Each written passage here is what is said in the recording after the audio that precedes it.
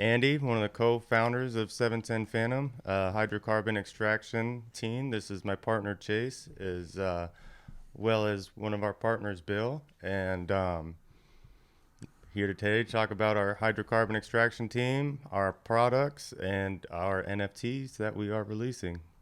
That's right, getting the whole brand tonight. Getting the whole brand. Yeah. 710 Phantom, man. It kind of just grew from the shadows. We were doing hydrocarbon extraction for other companies, and Which is how we got the name. yeah, staying in the shadows, and we had to take a leap of faith and jump in. Phantom products, we do have obviously our claim to fame, our extraction, the concentrate itself. On the 420 Phantom side, we have flower, high quality flower that's grown from our clones over at the clone house, and pre-rolls as well. So it's all encompassing, but our claim to fame is the hydrocarbon extraction, the concentrates that the mad genius over here has created. Yeah. So yeah. Thank Well, you. you guys both have mentioned the hydrocarbon extraction. What exactly is that? So we extract the cannabinoid resins and the terpene resins from the flower, from cannabis, and we use hydrocarbons such as butane and propane to do so. None of that is obviously in the finished product, but we use it because it's, as opposed to water, it has such a low boiling point to where we're able to remove 100% of that from our finished concentrate product, which, if you don't know, a concentrate is hash, is more formally known, I guess. Yep. Hashish in other countries. There we go. There we go. So this is just the new school way of doing it and filtering it to where, our goal is to have to where it's just straight 100% cannabinoids and terpenes, or as close to as possible. And with using our extraction methods and using our filtration methods, I believe we're closer to many other extractors than doing that consistently.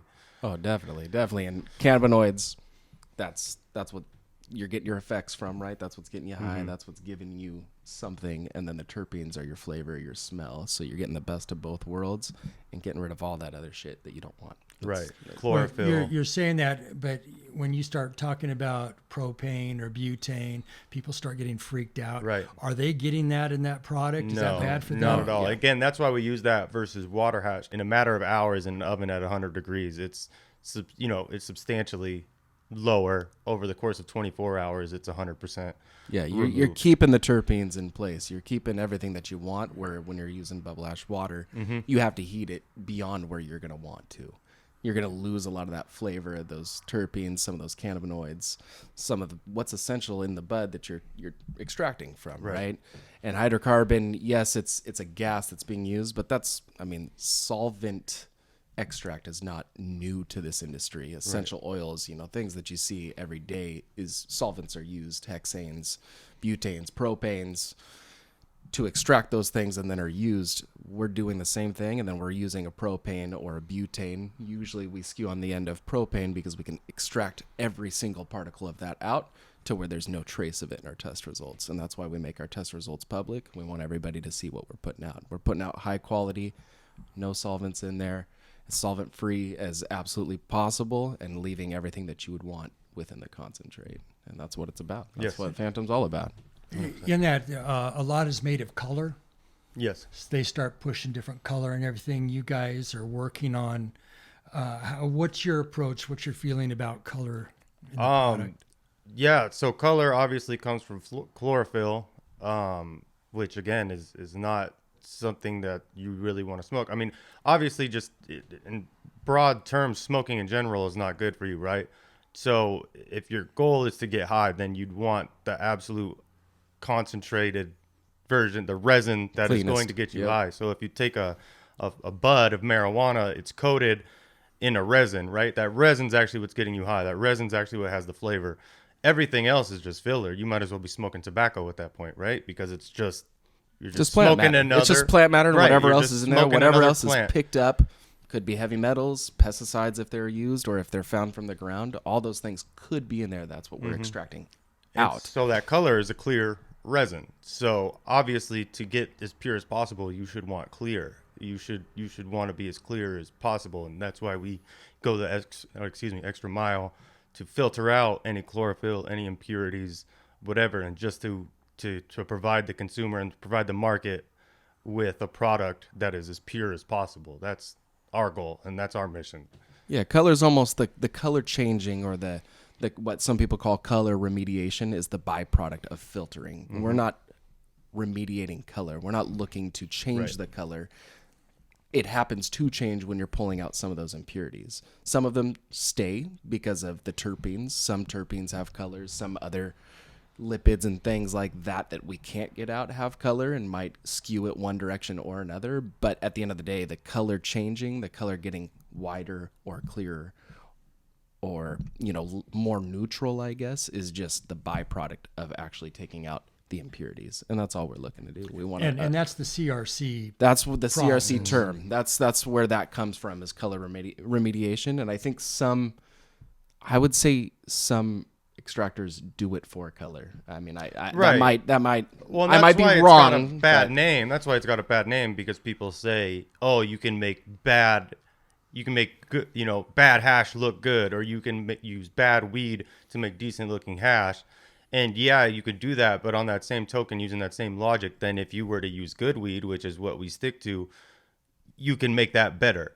And you have to acknowledge that if you're using the logic of, oh, okay, well, they're using a secret, or they're using a trick to make bad hash or bad weed good.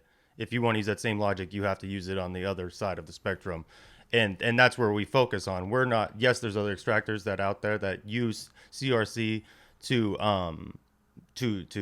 make a concentrate that would typically probably be black or brown and not very appealing, and or they're able to get it to more off-white. Yep. Yeah.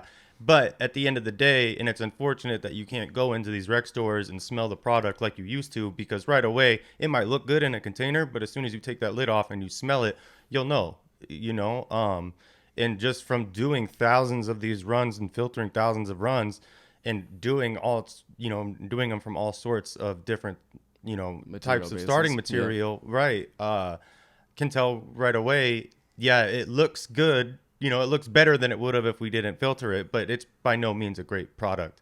So to answer your question, yeah, I think there's definitely extractors that do it just to make a bad product more visibly appealing. But if you were to take that product that is more visibly appealing but really isn't that great and compare it to ours, it would be a night and day difference. I think it's totally obvious to anybody. Right. Yeah, no matter what, you got to start with good material to get good Right, material filtering out. or not. Yeah. And we're just trying to take great material and just make it even more pure and more, just get all the greatness out of it. And one thing I want to say about CRC too is CRC stands for color remediation column, and that's kind of an industry term, and it was given to the industry by people who don't even do hydrocarbon extraction. They may be invested in other forms of extraction or whatever, but they were basically influencers, cannabis influencers, and they started calling it CRC and saying it was a bad thing, saying it was unhealthy for people, saying it was terrible for people. But that's not the scientific term, and that was given by a cannabis influencer, and that name is stuck with the market. The real term is chromatography, and it's a filtration method that's used in all forms of science to filter. It's used in water, it's used in cooking oils, it's used in sodas, in products that people consume every single day of their lives, and they would much rather prefer that product over the unfiltered water versus 100%. the unfiltered cooking oil versus so on and so forth. So and that's really been kind of the uphill battle for us, For sure. is It's to educate. just fear mongering. Right. There's some fear mongering But in the beginning. educating against that fear mongering has really been the uphill battle for us, but I feel like we're making really big steps forward in educating a lot of people.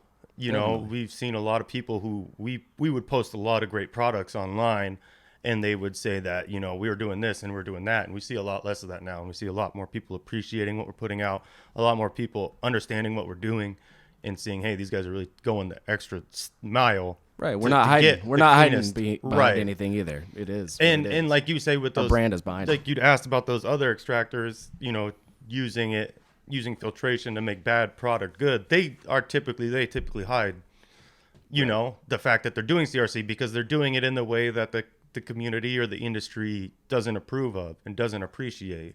We're doing it in a way to where we're making a better product for everybody. I would prefer our filtered product over any other unfiltered product in the industry. So we've been talking about the product. We've been talking about the processes that you use, the benefits that you make sure that your products have.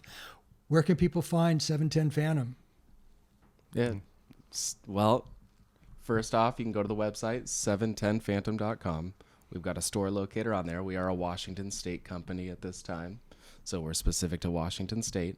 But if you go on 710phantom.com, you can get a list of all the retailer stores that we're in that carry our product, and that way you can go try it out, do a side-by-side, find something, ask for something of ours versus something unfiltered, or, you know, give it a try. I think it's worth it. I think you'll be pleasantly surprised at what you get out of it, both the high and the taste, because that's what we're after. Mm-hmm. Yeah. So you guys are reachable. We're reachable. That's 100%. Yeah. That's the big deal. Come get us.